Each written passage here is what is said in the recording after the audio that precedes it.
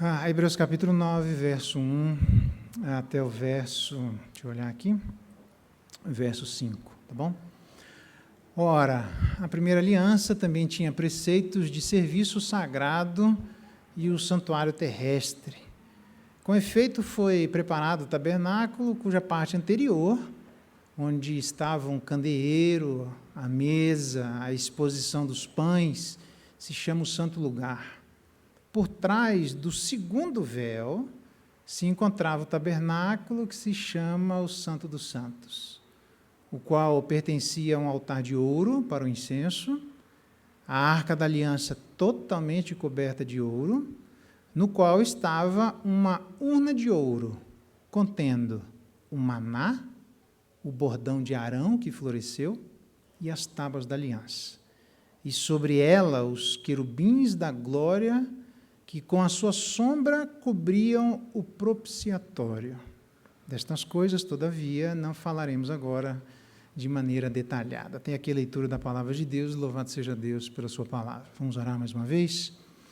Pai bendito, obrigado pela tua palavra, tão rica, traz tantos ensinamentos que iluminam e conduzem a nossa vida durante esses desertos. Certamente, ao olharmos, ó Deus, a sequidão ao nosso redor, quando olhamos para o alto, para o trono onde Jesus habita, isso traz tranquilidade à nossa alma, porque Ele domina sobre tudo, inclusive no ambiente em que nós vivemos. Que o Senhor nos faça cada dia assaz submissos ao Senhor, entendendo e interpretando a realidade, não do nosso ponto de vista, mas do trono, do alto, onde o Senhor governa sobre todas as coisas. Alimenta-nos e nos desafia nessa noite.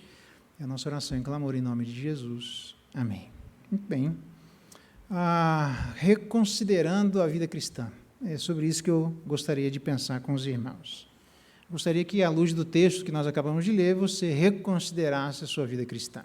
Explico. Tem muito assunto aqui, né? Tem tantos assuntos. Obviamente, nós já estudamos lá no capítulo 7, por exemplo, as ordenações, onde ele fala a respeito do serviço sacerdotal, e que ele chama aqui de ordenanças da carne, né? É muita coisa que existe lá no verso 10. Mas no capítulo 7 a gente viu que ele falou sobre o sacerdócio eterno de Jesus Cristo, ele iniciou esse assunto que não era comum. No capítulo 8 a gente viu que o sacerdote está assentado no trono, governando, e nós temos esse sacerdote. E agora no capítulo 9 ele introduz, continuando o assunto, né, demonstrando a diferença que existe entre a antiga aliança e a nova aliança. Obviamente, só para se ter uma ideia, a palavra que sangue anteriormente foi usada apenas 2 vezes. Só nesse capítulo que nós iniciamos a sua leitura, ela é usada 12 vezes. Dá para perceber que existe alguma distinção bem clara, uma ênfase bem clara que ele quer dar no capítulo 9. No verso 1 a 14, depois do verso 23 a 28, ele fala da eficácia do sangue, basicamente. E do capítulo, verso 15 a 22, ele fala da nova aliança. Isso a gente vai estudar depois, tá bom? Porque é muito assunto, talvez a gente não esteja familiarizado com todas essas coisas que ele está citando do Antigo Testamento. Para evitar isso, então, já que a gente não está familiarizado, mas entendendo que ele está demonstrando que Jesus, a nova aliança, é muito superior àquilo que existia na antiga aliança, ele fala dos detalhes e fala da superioridade. O meu desejo é comentar 3 coisas que nós jamais deveríamos deixar na nossa mente. Nós sempre precisamos lembrar. Estas 3 coisas, ele registra aqui, que estava lá no Antigo Testamento e foi colocado perante o testemunho, para que o povo de Israel, na cara dele, nunca se esquecesse. Sabe aquelas recomendações que você dá a seu filho quando ele vai sair, ou a mulher dá ao marido quando ele vai viajar e ele não vai junto? Não esquece disso, olha lá, pegou a carteira, hoje em dia pegou o celular, pegou o tablet, você vai esquecer metade das coisas assim? Então, para não se esquecer e, obviamente, ter imensos prejuízos, que não é só um prejuízo de chegar no aeroporto e esquecer o passaporte ou a identidade. Talvez a gente chegue no aeroporto celestial e aí, se esquecer o passaporte e a identidade, nós estamos com o couro negociado. Então, para evitar isso, ele trouxe 3 coisas lá no Antigo Testamento, que o povo estava quase que esfregado na cara deles, 6 milhões de pessoas. E o povo continuamente precisava olhar para aquilo para jamais se esquecer daquilo que aquelas coisas deveriam lembrá-los. Entre elas, diz aí no verso 3, 4, pertencia um altar de ouro para o incenso, a arca da aliança coberta de ouro, e nessa arca da aliança tinha o quê? As 3 coisas. Uma delas, uma urna de ouro contendo maná, bordão de ouro, de Arão, que floresceu, e as tábuas da aliança.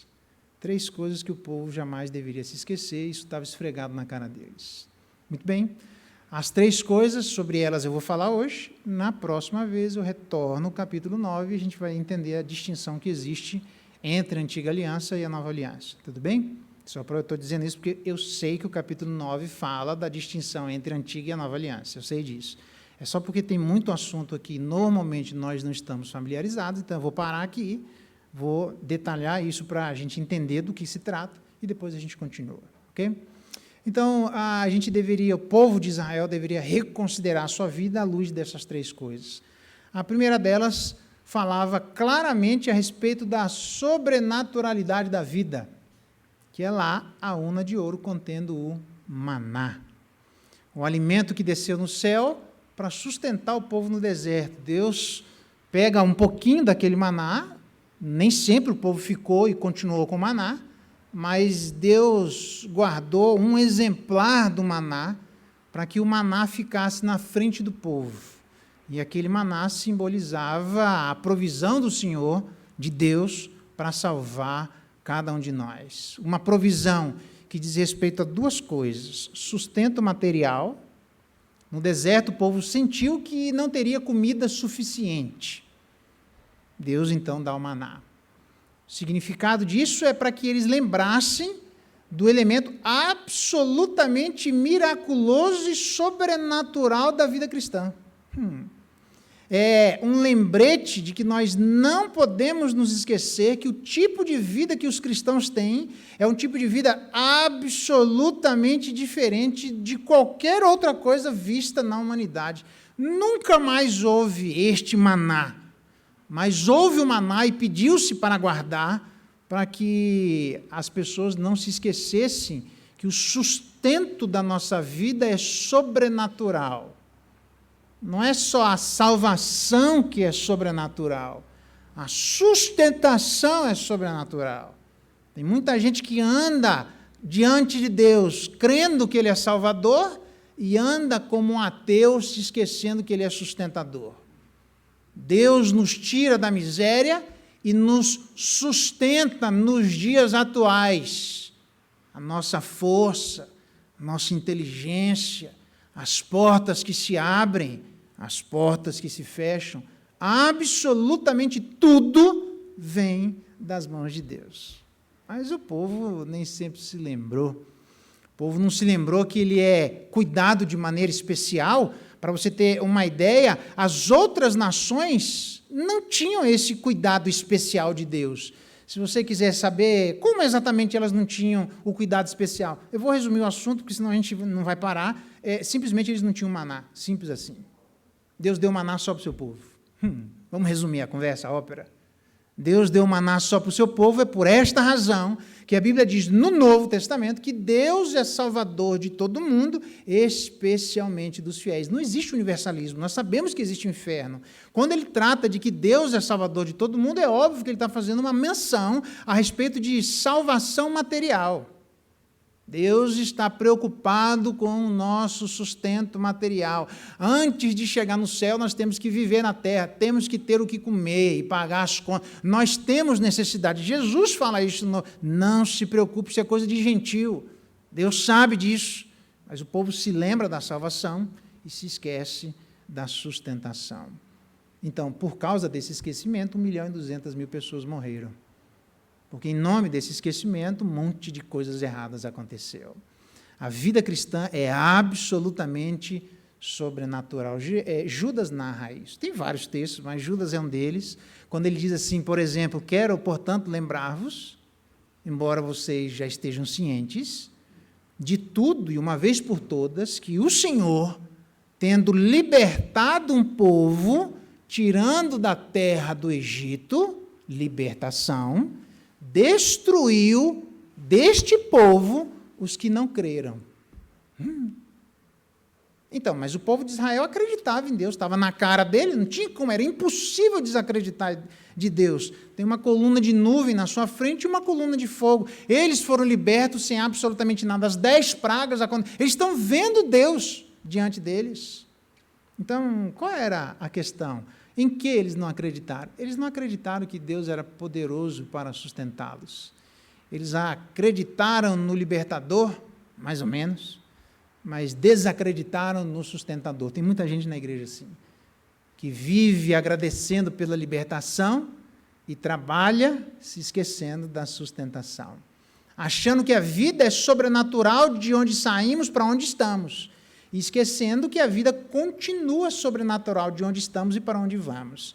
A vida é totalmente sobrenatural. Se fizéssemos isso, se entendêssemos isso, seríamos eternamente gratos e nada, absolutamente nada, nos afastaria de Deus, a ponto de entendermos que nós precisamos estar aqui, não há outro lugar, não é para agradecer somente por aquilo que Ele fez, pela justificação em Cristo Jesus, pelo ato legal e não moral operado na cruz, onde Ele perdoou todos os nossos pecados, o escrito de dívida que era contra nós foi inteiramente cravado na cruz. E nós vimos na igreja, tem gente que acha aí, eu estou cansado de agradecer por aquilo, eu já sei o que Cristo Jesus fez por mim, já cantei para Ele, não dá para ficar uns dias sem vir aqui na igreja, porque não vai fazer a menor diferença, porque Deus sabe que eu sou grato pela libertação. Mas a gente se esquece que o próprio texto de Hebreus nos diz que Jesus que se assenta no santuário, no trono, no verdadeiro tabernáculo, que Ele que continua sendo sacerdote e continua exercendo sacerdócio, porque nós precisamos de um eterno sacerdote. Ele diz o texto da Bíblia, que nós já lemos, que Ele continua a interceder pela vida de todos nós. Não é só pela libertação. Para que Ele intercede por cada um de nós? Pela nossa sustentação. Então, não dá para vir só na igreja agradecer por algo que Ele fez na cruz. Tem que agradecer por aquilo que Ele faz no trono. Eu temo que as pessoas olhem demais para a cruz e não olhem para o trono. Parece heresia que eu estou falando, mas não é não. Olhar só para a cruz é heresia, irmãos. Por quê? Porque a gente se esquece que Jesus não está mais lá, que Ele saiu de lá, que aquilo que Ele fez lá foi aceito aos céus. Por quê? Porque Ele ressuscitou. Porque Ele foi assunto aos céus, Ele sentou à direita de Deus, Ele mandou o Espírito Santo que era amigo dEle, que andou em todos os momentos junto com Ele, e o derramado do Espírito Santo é que dá a certeza, a vida de cada um de nós, que não devemos entristecer o Espírito Santo, porque todos aqueles que entristeceram o Espírito Santo morreram no deserto, e Ele manda por quê? Porque Ele sabe que a gente tem um deserto para andar, Ele sabe que existe um dia mau, Ele sabe que Satanás está presente, Ele sabe que nós temos uma luta, Ele põe armas celestiais na nossa mão, Ele é o nosso companheiro ainda, Ele diz que todos os dias estaria conosco, não é só para a gente agradecer, entre aspas, esse só, ou exclusivamente a salvação, é porque tem uma batalha ainda pela frente. Por isso, todo domingo eu tenho satisfação de vir, Deus, muito obrigado. Obrigado porque essa semana deu o que comer, obrigado que eu tive saúde, obrigado que eu adoeci, mas não morri, e se morri, muito melhor e incomparável é estar na mão de Deus do que estar aqui na face da terra. Mas se Ele deixou a vida de cada um de nós, é porque Ele tem um propósito, Ele tem uma razão, há coisas ainda a serem feitas. Então, Deus, o Senhor restaurou minha saúde, eu estou bem, agora é para trabalhar, é para fazer, é para ser útil, é para me gastar e me permitir desgastar em nome do Senhor. Isso, muito obrigado, Senhor. Mais uma semana, eu tenho mais uma pela frente, o Senhor me dá graça, eu tenho trabalho para fazer, eu tenho gente para evangelizar, eu tenho coisas para andar, eu preciso pagar a conta ainda, me ajuda a administrar, me ajuda a abençoar. Tem meus irmãos que estão precisando, eu preciso abençoar a vida deles, olhar para a vida deles. A vida é sobrenatural. Nós precisamos andar não como o povo do deserto, que se esqueceu da sobrenaturalidade da vida. Nós precisamos andar como um povo, não é um povo melhorzinho do que os outros, irmãos. Nós não estamos aqui para isso, para ser um pouco melhor, uma moralzinha melhor, para ter um padrão melhor. Deus nos chamou a gente para isso. Nós somos um povo que andamos absolutamente dependente do sobrenatural. Parece que a gente tem medo de falar da sobrenaturalidade da vida nos dias de hoje. E a gente conversava lá no aniversário sobre isso. Quais são os nossos testemunhos a respeito da sobrenaturalidade, não da salvação, mas da sustentação? Talvez a gente não fale, porque talvez a gente nem olhe. E se olha, tem até medo de falar de ser considerado pentecostal. Parece que a gente ser considerado pentecostal é um pecado. Bom, entendendo que todos nós viemos do Pentecoste, não há problema nenhum. Todos nós somos, num certo sentido, pentecostais. Deus é nosso sustentador. Eu não sou aqueles que andam nas nossas andanças por aqui, mas eu fiz uma poesia aí, Sebastião, viu? Me arrisquei aqui, hein? Vamos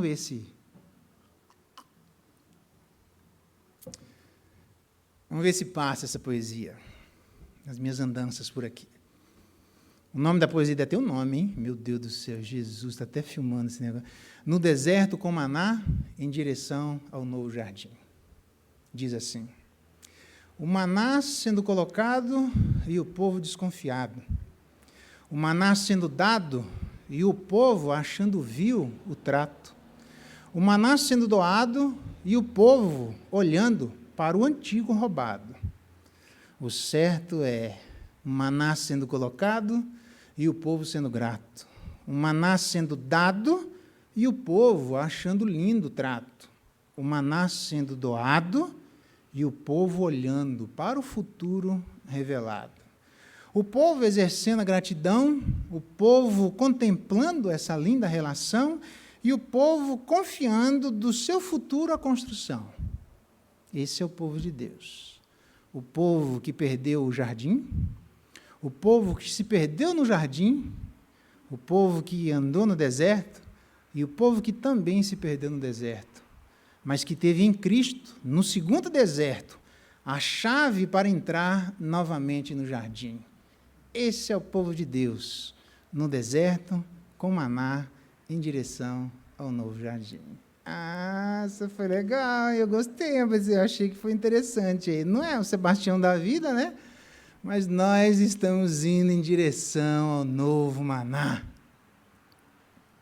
João Geraldo, capítulo 7, verso 4. Isso. Nós estamos indo em direção ao novo jardim, irmãos. Porque lá nós temos, de fato, a igreja precisa ser lembrada disso. Ela é absolutamente sobrenatural. Sobrenatural não é ser sustentada, e aqui eu digo com toda tranquilidade, com bases na sabedoria humana. Isso literalmente está fadado ao fracasso. Mas o sustento é não só material, eu incorreria, melhor dizendo, na heresia se eu não falasse do sustento espiritual. É óbvio, o próprio Jesus falou disso. Não é só sustento material, que foi isso que o pessoal caiu lá no passado, mas é a absoluta ação de Deus sobre cada um de nós, nos lembrando das nossas necessidades espirituais. Todos nós só temos um Jesus Cristo e nele é essa sustentação espiritual. Jesus disse que ele é o verdadeiro maná e que quem comesse dele, nós vamos fazer disso, não teria fome, e quem bebesse dele, nós vamos fazer isso, não teria sede. E que o verdadeiro maná não foi o povo que experimentou no deserto, que ainda assim aquilo apontava para um futuro e grande maná. E aí eles esqueceram disso, e eles precisavam ser lembrados constantemente disso, e nós também, para não nos esquecermos, como aquele povo no deserto, da sustentação material, mas também da sustentação espiritual. Uma vida sem maná é uma vida sem Jesus, e uma vida sem Jesus é uma vida sem maná no deserto. Uma vida sem Jesus é uma vida destinada ao deserto eterno. Se no deserto é ruim, sem a coluna de fogo e a coluna de nuvem, você pode saber que é muito pior. Então, andar no deserto não é o problema. Andar desacompanhado, isso vai ser um problema. Se nós não queremos, a grande pergunta é, já que o maná é um lembrete da nossa sustentação material, mas também da nossa sustentação espiritual, a pergunta que precisa ser lembrada constantemente, nós estamos nos alimentando de quê? Eu já disse para a igreja várias vezes, e estou dando os argumentos que aparecem na Bíblia, que é o que eu faço na minha vida pessoal. Eu jamais deixaria de vir na ceia por razão Só se eu ficasse uma doença, que eu espirrasse e pegasse alguém, eu ficava ali do lado de fora, e alguém ia lá e levava para mim. Porque não dá para andar no deserto sem maná. A igreja precisa entender que não é só agradecer pela salvação. A gente ainda precisa de sustentação. E aí a gente fica perguntando, onde é que há de estar a sustentação de cada um de nós? Em Jesus. Somente nele, este novo maná. Nós confiamos em quem? E nós nos alimentamos de quê? Então esse é o desafio, quando ele diz que na aliança, totalmente no verso 4, coberta de ouro, estava uma urna contendo o maná, que dizia da sustentação material, mas também dizia da sustentação espiritual. Por quê? Porque o maná aponta para a sobrenaturalidade da vida. Nós somos um povo diferente, sobrenatural. E precisamos andar como homens e mulheres celestiais, e não como homens e mulheres terrenos. Se você quer uma boa explicação disso, o que é que da nossa vida terrena só pode ser explicado à luz da nossa vida celestial. Se não tem nada na nossa vida terrena que seja única e exclusivamente explicado à luz da nossa vida celestial, talvez na nossa vida terrena só tenha vida terrena e nada de celestial. Primeiro desafio, sobrenaturalidade. Mas tem um segundo desafio, que não tinha só o maná, tinha também o bordão de Arão que floresceu. Eu fui ler esse negócio aqui, o bordão de Arão é muito interessante. Houve lá uma contenda, para variar, a galera queria ir contra Moisés. Claramente aqui é uma demonstração de que Deus estava apontando para a única maneira onde as pessoas poderiam, até hoje, se aproximar dele. Não existe outra. Esse negócio de que todas as religiões levam a Deus é uma viagem, tá? Eu vou mostrar o que aconteceu. Tinha uma galera lá que ajuntou-se para uma rebelião contra Moisés. Para variar, né? Juntou, olha, uma galera interessante. Eu fui ler 250 homens dos filhos de Israel contra Moisés, o grande líder, que todos os livros do Antigo Testamento foram escritos citando Moisés. 250 homens, diz o texto lá, se você quiser estar em Números 16 e 17, essa história, diz o texto, príncipes da congregação, gente que dirigia o povo de Israel, eleitos por ela, olha só, gente legitimamente exercendo a liderança, varões de renome. Parecendo a história de Geazi, um homem de Deus contra um homem de Deus. E esse homem de Deus, na hora que ficou na frente desse homem de Deus, ficou absolutamente quieto. Por quê? Porque homens de Deus erram, irmãos. Cuidado. Para ter liderança, o nome do camarada Corá, Datã e Abirão, para liderar contra Moisés, sempre tem gente para liderar a rebelião. E essa rebelião aqui é grave. Não é só uma questão de indivíduo, para a gente poder aplicar individualmente na nossa vida. Não é só isso, não. É uma liderança para tentar conduzir as pessoas para um outro jeito de andar diante de Deus, que não exclusivamente por aquele que Deus estava apontando. Isso era tão grave que a Bíblia chega ao ponto de dizer que se um amigo da sua alma, um amigo da sua intimidade, tiver lá no canto, só você e ele, tentar secretamente conduzir a sua vida para longe de Deus, este amigo da alma deve ser apedrejado. Ninguém tem o direito de nos conduzir para longe de Deus, mesmo sendo varões de renome, mesmo sendo príncipes eleitos. Nenhum de nós tem esse direito. Todos nós temos o dever e a obrigatoriedade dada por Deus para nos achegarmos a Ele pela única forma que Ele autoriza que a gente faça isso, que é o nome de Jesus Cristo. Então, a gente tem que esses varões de renome, e diz o texto que, se forem amigos da alma, precisam morrer apedrejados, e o primeiro a tirar a primeira pedra é o outro amigo da alma que denunciou. Então, não é para ficar entre nós no escondidinho. Deus anda nos escondidinhos, diz o Salmo 106 lá, que a galera tentava a Deus dentro da tenda, na solidão do deserto, cobiçava na solidão do deserto. Deserto não tem nada para ser cobiçado e o povo está cobiçando na solidão do deserto. Lá na alma, lá na tenda, falando mal e se juntando e tentando arrumar uma maracutaia para ir contra Moisés, que Deus havia escolhido Moisés, porque tem uma razão para isso, porque Jesus é o nosso novo Moisés. Essa é a razão. Moisés sobe no monte, Jesus sobe à direita de Deus Pai.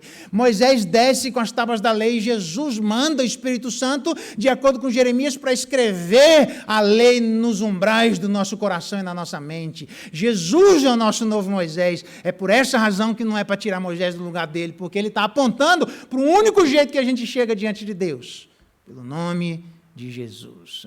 Mas a galera juntou lá e juntou contra uma liderança corretamente instituída e tentaram inventar uma moda lá para poder matar a vida de Moisés. O que é que ele fez?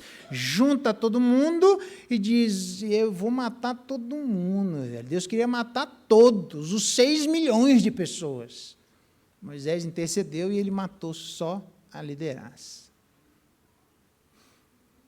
No Antigo Testamento, quem tenta conduzir a gente para Deus fora do jeito de Deus tem que morrer.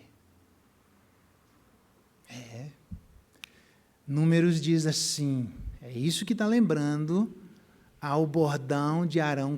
Bordão é uma vara, tá? Aqui é a vara de Moisés, que está na mão de Arão, beleza? Como é que eu vou chegar lá diante do povo de Egito? Pega uma vara aí. O que você tem? É isso? Joga no chão, vira copo, pega de novo, vira a vara. É essa vara que está na mão de Arão. E olha o que aconteceu. Fala aos filhos de Israel e recebe dele bordões, cajados, varas, igual Moisés. Um pela casa de cada pai de todos os seus príncipes. Bora fazer um teste aqui. Segundo a casa de seus pais, isto é, 12 bordões, 12 tribos, representando o povo de Israel. Escreve o nome de cada um no seu bordão. Tipo um sorteio lá. Tribo fulano, tribo Beltrano. Porém, o nome de Arão escreverá sobre o bordão de Levi. Não tem a tribo de Levi? Põe Arão lá. Eita! Porque a cabeça de cada casa de seus pais terá um varão, um bordão, uma vara, uma para cada uma das 12 tribos. Mas da tribo de Levi tinha lá o nome Arão. O bordão do homem que eu escolher, uma vara seca, uma vara morta, uma vara que não dá para você cultivar nada, essa vara vai florescer, vai brotar. De onde existe sequidão, Deus vai brotar vida. Isso. No dia seguinte, Moisés entra na tenda do testemunho e eis que o bordão de Arão, pela casa de Levi, brotara, encheu de gomos, produziu flores, dava amêndoa, meu Deus, de um dia para o outro, mano, não dá, nem que quisesse, nem ser mais de um dia, não dá para produzir isso na vara, lá em casa, lá fazendo, não dá, pau é seco. Todos devem se aproximar única e exclusivamente diante de Deus, da forma de Deus. Disse o Senhor a Moisés, torna a pôr o bordão de Arão perante o testemunho, esse bordão aqui, ó. Que agora o autor dos Hebreus está lembrando, tinha lá, diante do povo de Israel, maná, sobrenaturalidade, mas o bordão, para demonstrar o quê? Para demonstrar a singularidade, a preciosidade desse povo. Põe lá perante o testemunho para que guarde o sinal para os filhos rebeldes. Assim farás acabar as suas murmurações contra mim, para que não morram. Números 17, quem está a fim de olhar. Todos devem se aproximar diante de Deus na maneira de Deus. Não tem outro jeito. Jesus disse assim, ninguém vem ao Pai se não for exclusivamente por mim. Portanto, qual é essa maneira de se aproximar diante de Deus? Um sacerdócio e um sacrifício. A tribo de Levi, um sacerdócio e um sacrifício. Por isso a escolha de Arão, representando a tribo de Levi, que haveria de vir um grande sacerdote oferecendo um grande sacrifício.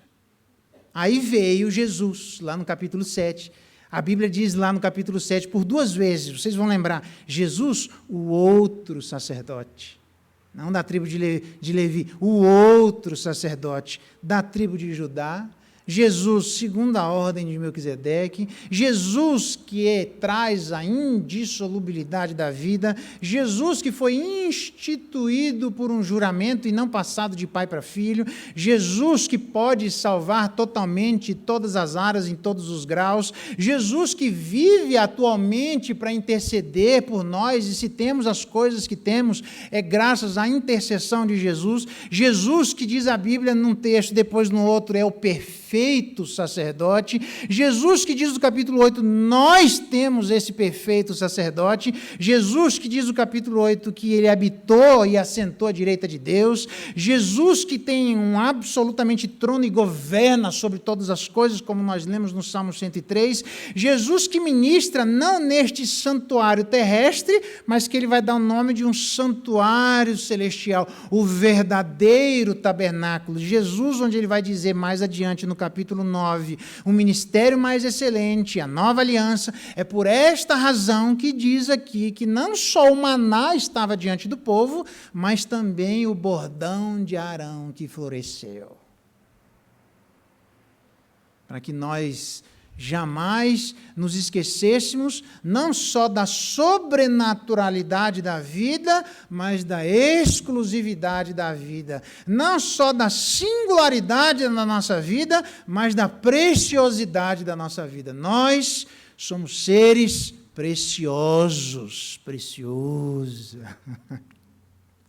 Por quê? Porque ninguém vem ao Pai senão por intermédio de Jesus Cristo. É um lembrete de que na cruz do Calvário, preste bem atenção a isso, se encontram duas coisas, justiça e amor. Nunca se esqueça disso. Deus é absolutamente santo, e é por isso que no tabernáculo tinha o véu. Não dá para o ser humano chegar diante de Deus, porque Deus é santo e o ser humano tem um problema. Mas Deus é amoroso e chama o ser humano para ficar perto dele. Não existe amor sem justiça e justiça sem amor. Então, como é que essas coisas se coadunam? Mesmo sendo pecadores, Deus nos chamando para perto, para que a gente não morra. Como é que a gente faz para que a justiça de Deus seja satisfeita? Por quê? Porque Deus é absolutamente santo. É impossível mudar a santidade de Deus. Isso é essencial em Deus. E aquilo que é essencial é aquilo que, se alguma coisa deixar de ter, ela deixa de ser o que é. Se Deus, que é essencial nele, a sua santidade, deixar de ter a sua santidade, ele deixa de ser Deus. É impossível para Deus simplesmente passar um pano quente no pecado do homem. Se você comer, você morre. Comeu, pois agora você vai experimentar a mão de Deus. Põe querubins lá. Se entrar, é óbvio que a maldição foi mitigada, depois a gente explica isso, mas havia uma bênção lá. Se você se aproximasse, você morre. Não tem jeito, tira a sandália, porque aqui é terreno santo. Até hoje, em Jesus Cristo, Deus continua sendo santo. Por quê? Porque a ira desse Deus que quer habitar junto conosco, a ira desse Deus onde a sua santidade precisa ser satisfeita, a ira onde esse Deus não passa panos quentes na história e a justiça vai precisar se manifestar, ela cai absolutamente na pessoa de Jesus Cristo. Isso. E é porque Jesus Cristo paga aquilo que nós tínhamos de errado, que diz lá o capítulo 12, que ainda nós não entramos. A diferença entre o Sinai e o outro monte, o Monte Sião. O Monte Sião era o Monte Sinai, era um monte que tinha medo, onde estava Deus. Até Moisés disse, isso aqui é aterrador, essa visão de Deus onde o monte tremia. Mas ele diz assim, mas nós habitamos no novo monte, que é o Monte Sião, de uma voz que não vai abalar só o monte, vai abalar o planeta inteiro. Então, se era uma visão aterradora habitar no Monte Sinai, é muito mais aterrador habitar no Monte Sião. Por isso que o texto do Salmo 103 diz que Deus abençoa aqueles que temem, aqueles que guardam a aliança. Jamais se esqueça de que em Cristo existe amor e justiça juntos. Isso foi completo nele, foi pleno em Jesus. Porque tem gente que acha que é só amor. E aí acha que em nome do amor pode fazer o que quiser, porque Cristo já, em nome do amor, diz o texto lá no Monte Sião, onde Jesus habita, onde habita o Deus Santo. É o monte onde habita o sangue dos aperfeiçoados. Ele diz, agora sirvam com temor diante de Deus. Então Deus chama para cada um de nós para andarmos junto com Jesus Cristo, aquele que, graças a essa preciosidade, nós temos nele amor e justiça habitando na mesma pessoa. Então, Cristo é maravilhoso, é por isso que tem esse bordão. Por isso que não dava para trocar Moisés por um outro jeitinho, mesmo sendo varões de renda. Eu não tenho outra mensagem a dar a vocês. Não existe outro evangelho que traga esperança a cada um de nós. Se nós queremos ter esperança na vida, neste momento em que nós andamos, a única coisa que pode trazer esperança a cada um de nós é se nós continuarmos olhando para Jesus, que continua exercendo o seu ofício sacerdotal. Ele não terminou depois da ressurreição. Ele está sendo assunto aos céus e ainda nós estamos dando muito trabalho para ele. Então, tem coisa para vir para agradecer? Dá para reconsiderar a vida cristã à luz da sobrenaturalidade, mas também da preciosidade? Claro que dá. Eu devo repensar minha vida se eu estou literalmente olhando para a nova vara de Arão. Porque aquela que floresceu mostra que só tem um jeito de conduzir a nossa vida. E está aí os meus filhos. E eu digo isso a eles. Parem de olhar para Jesus Cristo e vocês vão viver no deserto, sem Jesus, eternamente. Olhem para Jesus, nós somos passageiros, absolutamente transeuntes. A igreja não tem nada para oferecer, se não for a sobrenaturalidade e a preciosidade de Jesus Cristo. E eu termino dizendo, por incrível que pareça, o mais importante, mas o que eu vou argumentar menos, por uma razão muito simples, é o mais conhecido de nós. Ele diz assim que tinha um maná contendo numa urna de ouro, para lembrar da sobrenaturalidade da vida, tinha o bordão de Arão que floresceu, não dá para mudar isso aqui, porque isso aqui está apontando para Jesus Cristo, o novo Arão, o novo Moisés, mas tem também as tábuas da aliança. Isso está fácil. Significa que tem uma ensinabilidade na vida. A gente deve reconsiderar a vida cristã à luz da ensinabilidade na vida. Diz o texto, nós estudamos aqui de Eclesiastes, que um rei velho e não sábio, insensato, é aquele que não se deixa mais advertir. O pior lugar que a gente poderia alcançar na vida seria um lugar de achar que já alcançamos tudo, que ainda não temos o que aprender, que alguém não tem algo para nos ensinar. O dia que a gente se colocar nesse lugar e fechar os nossos ouvidos, nós nos encontraremos exatamente do jeito que Jeremias disse, profetiza aos ouvidos de Jerusalém. O mesmo texto que em Provérbios vai dizer do Hassaleb, que é aquele que grita para ouvir no próprio coração, porque ele não quer ouvir aquilo que outras pessoas têm para ensinar. Pior lugar é achar que nós já sabemos tudo aquilo que é possível ser sabido e nos esquecermos de que nós precisamos aprender com outras pessoas aquilo que nós não sabemos e ainda assim que nós, todo mundo junto, jamais aprenderemos tudo aquilo que é possível ser sabido. Então tem que estar num lugar de humildade. Vem cá. Senta aqui, podemos conversar? Ai, não posso. Por quê? Porque não existe, tem muita gente que está neste lugar. Você não pode falar um ai que a pessoa se dói. Hoje em dia, você não pode falar um B que a pessoa sai da igreja. Você não pode falar um C, ainda que seja justificado, ainda que seja demonstrado, que a pessoa fica cheia de dedos, parece porco-espinho, não é? Parece ovelha. Ovelha tem que ter ouvidos, porque Jesus disse isso. As minhas ovelhas ouvem a minha voz. E vai ouvir a voz de Jesus através de quem? Não é do céu, irmãos. Isso que é maravilhoso. Vai ouvir a voz do príncipe dos pastores à luz de outros pastores. Se estes outros pastores falarem de conformidade com o príncipe dos pastores. Se isso acontecer, entre nós, sacerdotes, temos que nos estimular ao amor e às boas obras à luz da palavra de Deus. É ela quem traz iluminação ao nosso coração, lâmpada para os nossos pés e a sua palavra, e luz para os nossos caminhos. Esse é o mais fácil de argumentar. Não sei se obrigatoriamente é o mais fácil de todos nós aceitarmos, por uma razão muito simples. A nossa relação entre nós e Deus é uma relação de que existe responsabilidades e direitos. Nós temos o direito de participar dessa mesa, mas não esqueça que ela traz junto, automaticamente, responsabilidades. Estava lá, aí dá para ver, reconsiderar a vida cristã, eu acho que dá, à luz dessas três coisas. O maná, lembrando da sobrenaturalidade da vida, o bordão de Arão que floresceu, apontando para a preciosidade da vida, amor e justiça, e as tábuas da aliança, entendendo que a gente tem que ser eternamente ensinável. Para você ter uma ideia, o que permaneceu na frente do povo de Israel não foi nem o maná, nem o bordão, foi as tábuas da aliança, porque ela é, sem dúvida nenhuma, a mais importante. Todos nós precisamos ser ensináveis. Você conhece uma ovelha pela sua capacidade de ensinabilidade.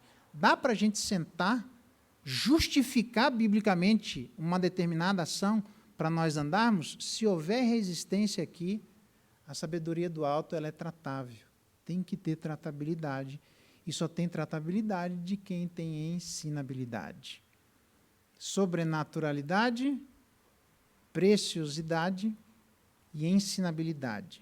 Por isso que tinha o maná, o bordão e as tábuas da aliança. Que Deus nos dê graça e nos ajude a reconsiderarmos a nossa vida cristã à luz dessas três coisas que precisavam ficar constantemente na frente do povo de Israel, para não se esquecerem que a vida era sobrenatural, a vida era preciosa, mas a vida ainda continua sendo ensinável.